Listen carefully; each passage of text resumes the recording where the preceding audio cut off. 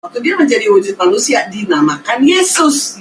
Waktu dia tinggal di surga dinamakan Bapa.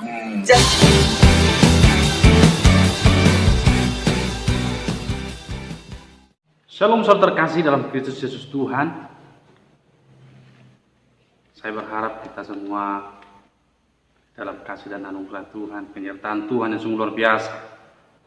Kemarin saya melihat postingan teman saya tentang Tritunggal. Ada video dia mencoba untuk menanggapi tentang video seseorang sedang berbagi renungan, namun menyinggung tentang doktrin Tritunggal. Lalu saya bilang, kirimi saya videonya. Lalu puji Tuhan, semalam sudah dikirim. Waktu dia menjadi wujud manusia dinamakan Yesus. Waktu dia tinggal di surga dinamakan Bapa. Jadi misalkan Pak Rudi ini, Pak Rudi kalau di rumah dipanggil sama anak-anak saya Papa atau Daddy, ya kan? Namanya papanya. Tapi kalau di luar dipanggil Mr. Rudi, Mr. Gunawan. Nah, kalau di gereja dipanggil Pastor Gunawan, Pendeta Gunawan. Orangnya berapa? Satu. Kalau di rumah dia sebagai bapak.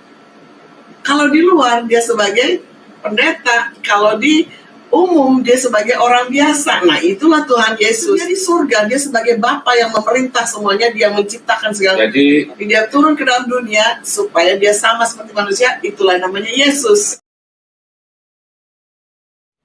Satu hal yang saya lihat bahwa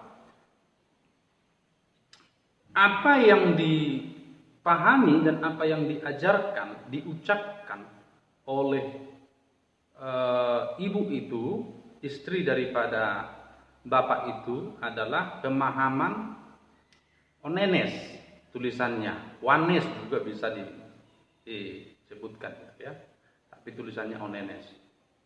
Nah, ini adalah salah satu ajaran baru yang merupakan turunan lah itu ya.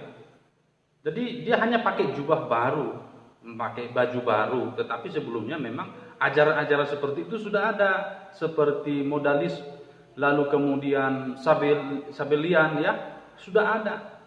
Tetapi karena modalis dan juga sabelian itu sudah dikenal dan sudah dikatakan sesat oleh para pakar-pakar gereja, lalu mengenakan jubah baru ya, ajarannya tetap sama, bahwa khususnya ini Tritunggal ya, bahwa si ibu itu mengatakan demikian, kalau di rumah suaminya itu dipanggil oleh anak-anaknya itu Daddy, lalu kalau di luar dipanggilnya itu Mister ya, kalau di gereja dipanggilnya itu pendeta atau pastor. Tetapi sebetulnya itu satu katanya, ya kan? Karena memang satu pribadi, tetapi tiga fungsi atau tiga peran. Nah, inilah yang dikatakan, saya katakan tadi bahwa merupakan turunan daripada sabelianisme, sabelian, yang beranggapan bahwa hanya ada satu pribadi memiliki tiga fungsi yang berbeda. Makanya dikatakan di dalam video itu, si ibu itu berkata demikian, bahwa ketika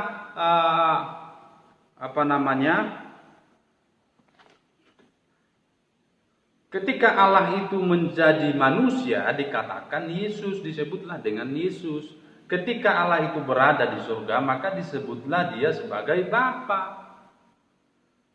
Dan itu merupakan hal yang sangat keliru. Bukan hanya keliru, tetapi sesat. Sebab sudah memang dicap sesat oleh gereja-gereja pada zaman dahulu. Ya, jadi tidak seperti itu.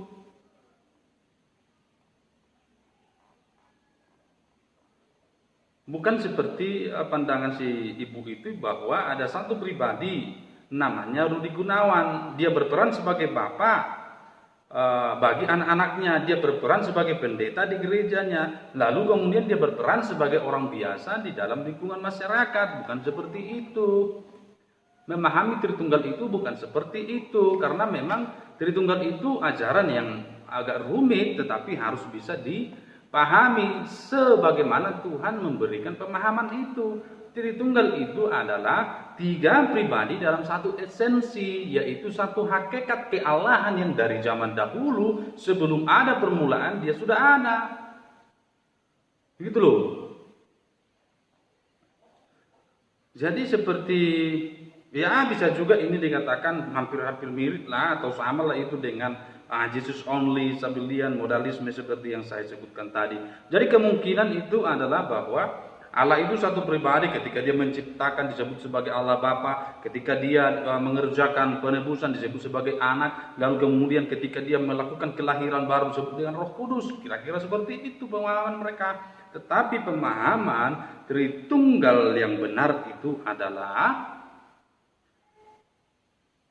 Bapa, Anak, dan Roh Kudus, 3 pribadi di dalam satu esensi kealahan.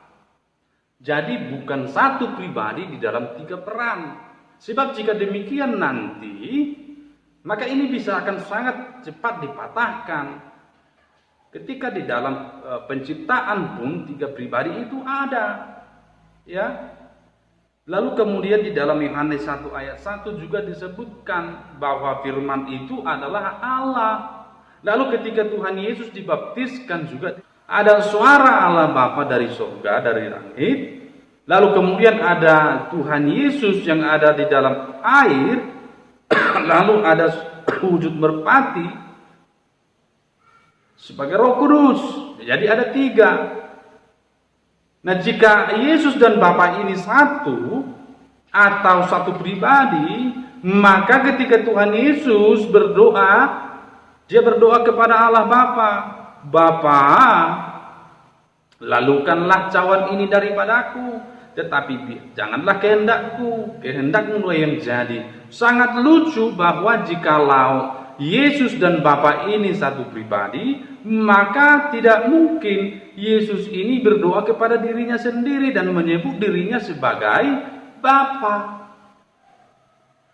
Tidak mungkin. Atau ketika Tuhan Yesus berbicara kepada murid-muridnya bahwa lebih baik aku pergi supaya aku bisa mengutus penghibur itu. Maka Yesus pergi, lalu kemudian dia datang kembali dengan wujud Roh Kudus.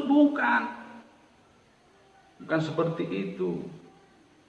Jadi Allah Tritunggal bukanlah seperti yang dipahami oleh si ibu itu bahwa Bapa, Anak, dan Roh Kudus merupakan sebutan yang berbeda untuk satu pribadi.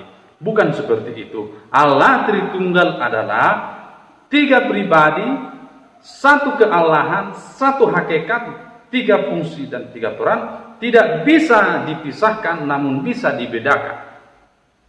Itulah Allah Tritunggal yang dipahami, dipercaya, dimengerti oleh gereja-gereja yang benar. Markus 14 ayat 36.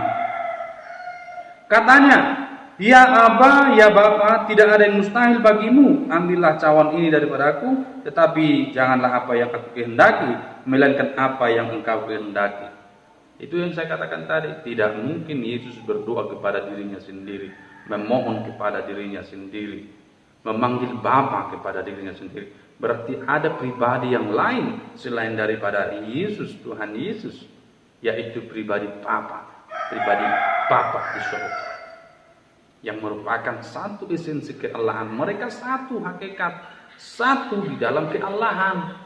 Roh Kudus bukanlah Bapa, Bapa bukanlah Anak, Anak bukanlah Roh Kudus, tetapi mereka adalah satu dalam hakikat kealahan. Satu dalam hakikat kealahan. Apa yang bisa kita ilustrasikan kepada atau untuk memahami, begitu dapat memahami tentang Tritunggal? hal yang paling sempurna yang dapat menggambarkan tentang Allah Tritunggal adalah manusia itu sendiri. Sebab apa? Sebab Alkitab berkata bahwa manusia diciptakan menurut gambar dan rupa Allah. Itu berarti bahwa manusia sebagai ciptaan yang paling sempurna itu, maka dari manusia itulah kita pelajari tentang Allah, tentang Tritunggal yang paling sempurna. Bukan dari ciptaan yang lain, bukan dari buatan-buatan yang lain, tetapi dari manusia itu sendiri. Suara saya bisa kemana-mana, tapi saya ada di sini. Ya, jadi demikian. Tritunggal bukanlah satu pribadi, tiga peran, tetapi tiga pribadi dalam satu hakikat kealahan. Haleluya. Tuhan Yesus beserta kita semua. Amin.